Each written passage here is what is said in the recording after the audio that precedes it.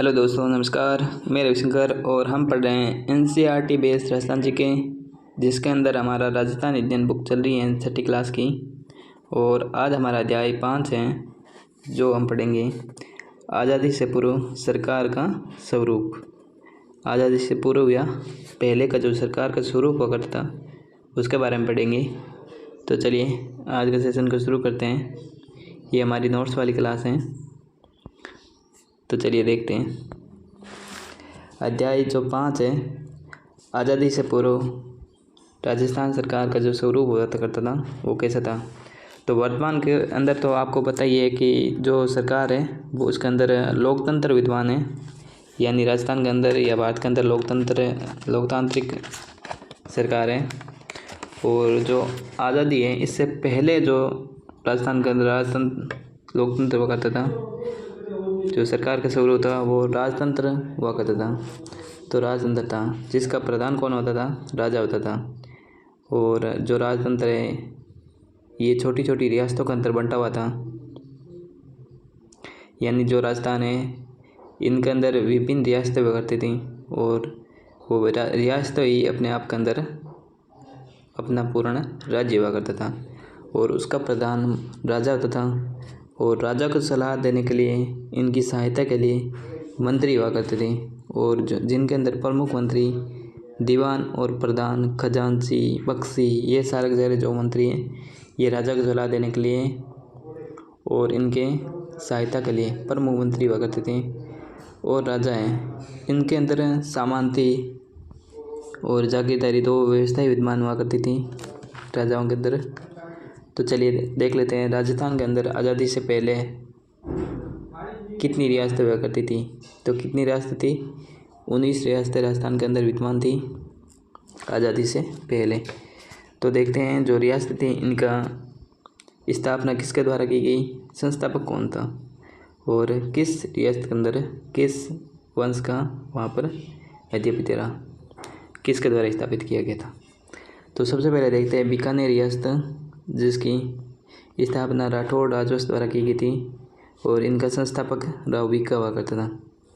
जोधपुर रियासत, जिसका अंदर भी राठौड़ राजवंश थे और जोधपुर की स्थापना राव जोधा द्वारा की गई थी। डूंगरपुर जो रियासत थी इसके अंदर सिसोदिया राजवंश हुआ करते थे, जिसकी स्थापना पृथ्वीराज सिसोदिया द्वारा की गई थी।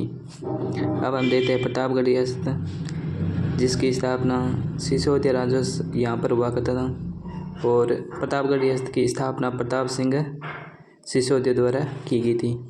अब हम देखते हैं जैसलमेर रियासत, जिसके अंदर भाटी राजवंश विद्वान था और जैसलमेर रियासत की स्थापना जैसल भाटी द्वारा की गई थी। सिरोही रियासत है, यहाँ पर चौहानों का शासन हुआ करता था और सिरोही रियासत की स्थापना लुम्बा द्वारा की गई थी। बांसवाड़ा रियासत, जिसके अंदर सिसोदिया राजवंश विद्वान थे और बांसवाड़ा जो रियासत है इसकी स्थापना जगमाल द्वारा की गई थी। अब हम देखते हैं शाहपुरा रियासत, जिसके अंदर सिसोदिया राजवंश हुआ करता था और सुजान सिंह द्वारा इनकी स्थापना की गई थी, यानी संस्थापक कौन थे, सुजान सिंह थे। अब हम देखते हैं झालावाड़ रियासत, जिसके अंदर झाला का राज हुआ करता था, जिसका जो संस्थापक है ये मदन पाल सिंह झाला हुआ करता था। बूंदी रियासत है, यहाँ पर अंडा शासकों का शासन हुआ करता था और बूंदी का जो संस्थापक है देवा अंडा हुआ था। टोंक रियासत, ये राजस्थान की एकमात्र रियासत है जो मुस्लिम रियासत हुआ करती थी, जिसके संस्थापक अमीर खां पिंडारी हुआ करता था। अब हम देखते हैं अलवर रियासत है, यहाँ पर कछवा राजपूत थे, उनका शासन हुआ करता था और यहाँ का संस्थापक है वो कौन था, प्रताप सिंह कछवा हुआ करता था अलवर का।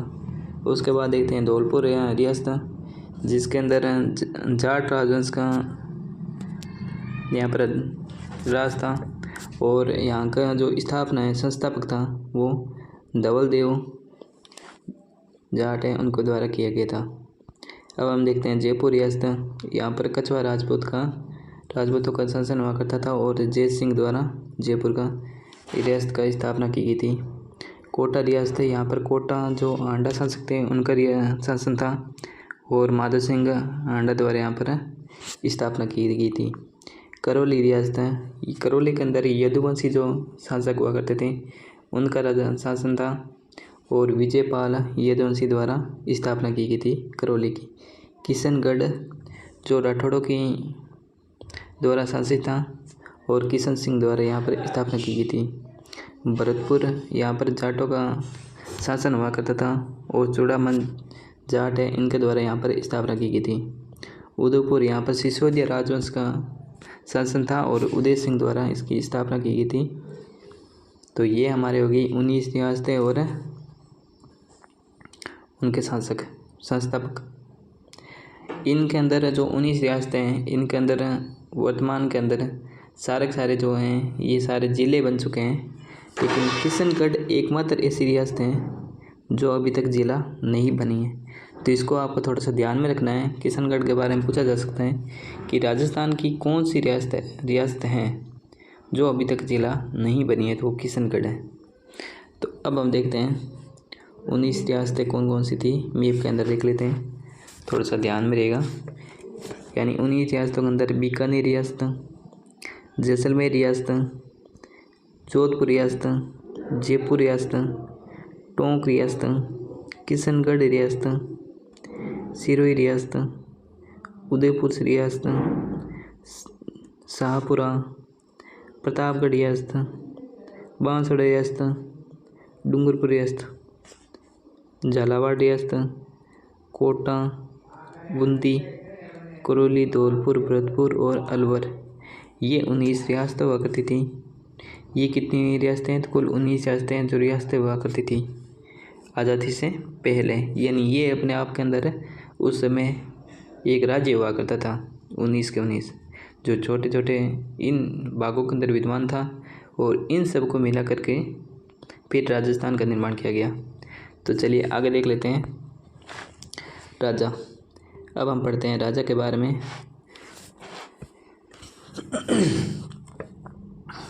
सर्वोच्च पद पर संपूर्ण जो शक्ति का सर्वोच्च केंद्र हुआ करता था उसे हम क्या बोलते थे? राजा बोलते थे। जो रियासत थी उसके अंदर जो सर्वोच्च पद होता था उसको, और उस संपूर्ण जो शक्ति का जो सर्वोच्च केंद्र होता था उसे राजा बोला जाता था। राजा से जो छोटा पद हुआ करता था उसको युवराज बोलते थे, युवराज कहा जाता। और युवराज होता था वो जो राजा है उसका जो ज्येष्ठ पुत्र है, यानी सबसे जो बड़ा ही बड़ा पुत्र है उसे युवराज कहते थे। और युवराज के बाद आते थे मंत्री, जो राजा को सलाह और सहायता देने के लिए महत्वपूर्ण थे। उसके बाद नोट देख लेते हैं। प्रमुख मंत्री होता था राज्य के अंदर जो प्रमुख मंत्री होता था उसे दीवान या प्रधान कहा जाता था। यानी किसी रियासत के अंदर तो दीवान कहलाते थे और किसी जो कोई रियासत हुआ करती थी उनके अंदर प्रधान कहते थे। और इसके बाद नोट देख लेते हैं। यानी अलग अलग जगह पर दीवान को अलग अलग नामों से पुकारा जाता था। जो अलग अलग रियासतें थी उनके अंदर अलग अलग नामों से इनको पुकारा जाता था। जैसे एग्जाम्पल के तौर पर मेवाड़ के अंदर इन्हें बांडगज, और जयपुर के अंदर मुसाहिब कहते थे, और कोटा के अंदर फौजदार कहलाते थे। यानी अलग अलग रियासतों के अंदर इनके अलग अलग नाम हुआ करते थे जो दीवान हुआ करते थे। अब हम देख लेते हैं बख्शी। बख्शी कौन होता था? तो बख्शी है ये बख्शी, यानी सेना विभाग का जो अध्यक्ष होता था उसे बख्शी कहते थे। यानी सेना से संबंधित जितने भी कार्य थे उनको वेतन देना, रसद नियुक्ति करना, प्रशिक्षण देना, इन सब का जो कार्य था वो बख्शी के द्वारा किया जाता था। यानी सेना को वेतन देना, इनकी नियुक्ति करना, इनको प्रशिक्षण देना, इन सब का कार्य करता था बख्शी। और ये इम्पोर्टेंट भी है, आपको ऐसे पूछा जा सकता है कि प्राचीन काल के अंदर जब रियासतें विद्वान थी उसके अंदर सेना को वेतन, रसद, नियुक्ति, प्रशिक्षण देने के लिए सेना विभाग है उसका अध्यक्ष होता था। तो कौन होता था? बख्शी। इसके बाद देख लेते हैं खजांची। खजांची तो इनके नाम से ही हमें पता चलता है कि खजांची यानी खजाने के जो देख रेख करता था उसे क्या बोलते थे? खजांची बोलते थे। यानी जो राज्य के अंदर जो खजाना होता था उसकी आमदनी का इंसाफ रखना, उसे खर्च करना और उसके जो सुरक्षित रखना और उसके राजकोष के अंदर वृद्धि करना, ये सारे काम हैं ये खजांची के वो करते थे। तो चलो देख लेते हैं। आमदनी व खर्च के इंसाफ को संतुलित करते हुए बचत को सुरक्षित करके राजकोष में वृद्धि करना, ये किसका कार्य होता था? खजांची का। इसके बाद आता है प्रगना। प्रगना क्या होता था और प्रगना अधिकारी कौन थे, इसके बारे में थोड़ा सा देख लेते हैं। प्रगना यानी राज्य या रियासत छोटी छोटी इकाइयों में बंटी रहती थी, जिससे क्या बोलते थे? इनको प्रगना बोलते थे और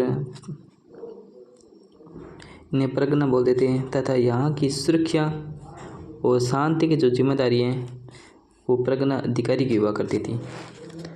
तो चलिए आगे देख लेते हैं नोट। कहीं कहीं परगने के सर्वोच्च अधिकारी को हाकिम या कोतवाल बोला जाता था।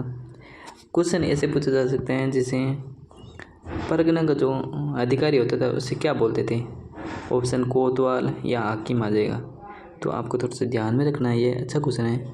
कोतवाल या हाकिम बोला जाता था परगना का जो सर्वोच्च अधिकारी होता है उसे। अब हम आगे देख लेते हैं नोट। परगने के अंदर जो सबसे छोटी इकाई होती थी उसे क्या बोलते थे? ग्राम बोलते थे। अब हम देखते हैं जागीरदारी व्यवस्था, ये अच्छा क्वेश्चन है। जागीरदारी व्यवस्था मध्यकाल में संपूर्ण शासन राजा और जागीरदार के संबंधों पर निर्भर हुआ करता था। जो संपूर्ण जो राज्य था उसका जो संपूर्ण जो शासन है वो राजा और जागीरदारों द्वारा संभाला जाता था।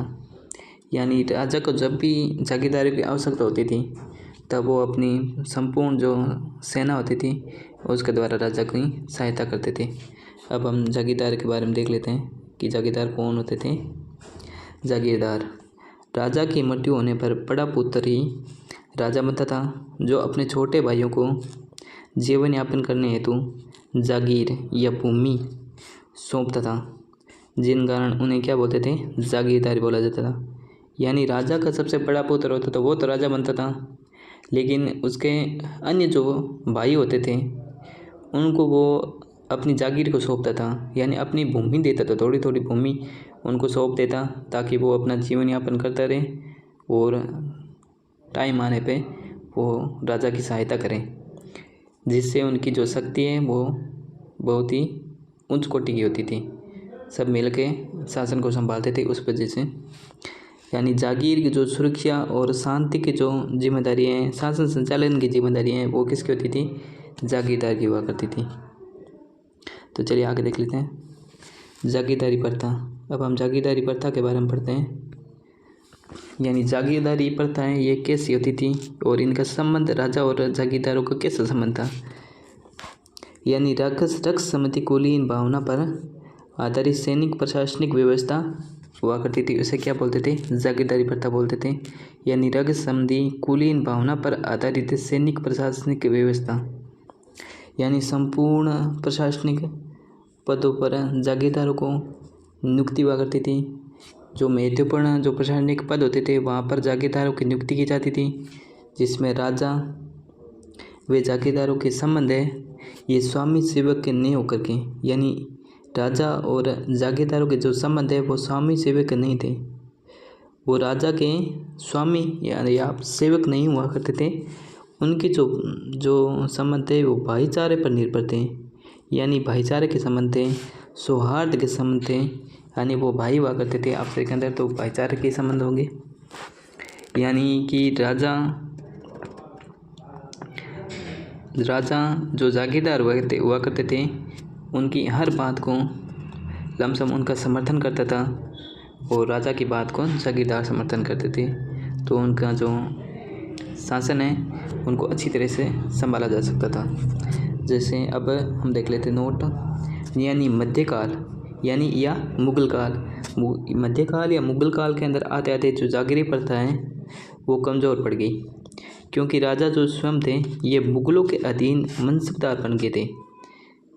इसके अंदर मुग़ल काल आया था। उसके अंदर आते आते जो मुग़लों की अधीनता स्वीकार करते करते जो शासक थे वो स्वयं ही अगर किसी शासक के अधीन चले गए, यानी किसी के मनसबदार बन गए, तो वो अपनी फिर इसको जो जागीरदारी प्रथा थे उसको ज़िंदा नहीं रख पाए और इनका धीरे धीरे यहाँ से लोप हो गया मुग़ल काल के अंदर आते थे। तो ये था हमारा आज का सेशन, और अगर आपको अच्छा लगा सेशन तो इसको लाइक कीजिए, शेयर कीजिए, कमेंट कीजिए। Take care. कल फिर से मिलते हैं।